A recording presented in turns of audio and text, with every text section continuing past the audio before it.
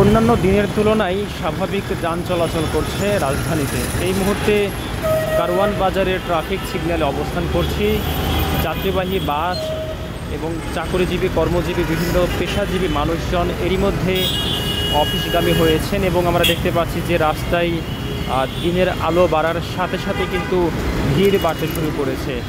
ঘোষিত লকডাউনের যে কর্মসূচি দিয়েছে আওয়ামী লীগ, নিষিদ্ধ ঘোষিত আওয়ামী লীগ, এবং এই কর্মসূচিকে কেন্দ্র করে রাজধানীতে সকাল থেকে কিন্তু আইন শৃঙ্খলা বাহিনী সতর্ক অবস্থানে রয়েছে এবং এর পাশাপাশি বিভিন্ন রাজনৈতিক দল, সাধারণ জনতাও কিন্তু মাঠে অবস্থান নিয়ে আওয়ামী লীগের এই কার্যক্রমকে প্রতিহত করার চেষ্টা করছেন। এবং কারওয়ান বাজারে ঠিক গণপরিবহন যেমন দেখতে পাচ্ছি, যেমন তেমন এই এখানকার দৃশ্যটা হচ্ছে যে মানুষজনের যে ছুটে চলার দৃশ্য, সেটি কিন্তু স্বাভাবিক অন্যান্য দিনের মতোই কিন্তু এখানে দেখা যাচ্ছে।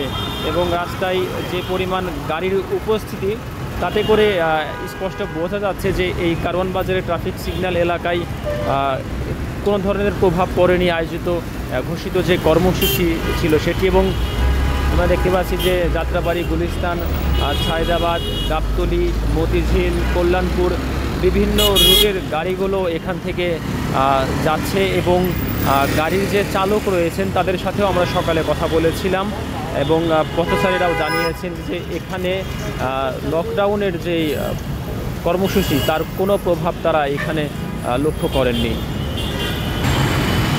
সকালে আমরা লক্ষ্য করেছিলাম যে ট্রাফিক পুলিশের পাশাপাশি টহলরত পুলিশ তারা প্রয়োজনে বিভিন্ন সন্দেহমূলক গাড়িগুলো তল্লাশি এবং তাদের যাত্রী এবং চালকদের পরিচয় নিশ্চিত হওয়ার চেষ্টা করছেন।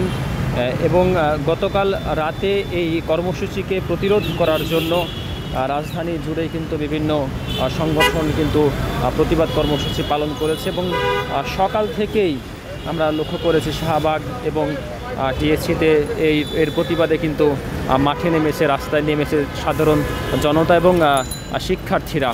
এই মুহূর্তে কারওয়ান বাজারের এই ট্রাফিক সিগন্যাল থেকে আপনাদের সবাইকে যুক্ত করেছিলাম একুশে টেলিভিশনের সাথে।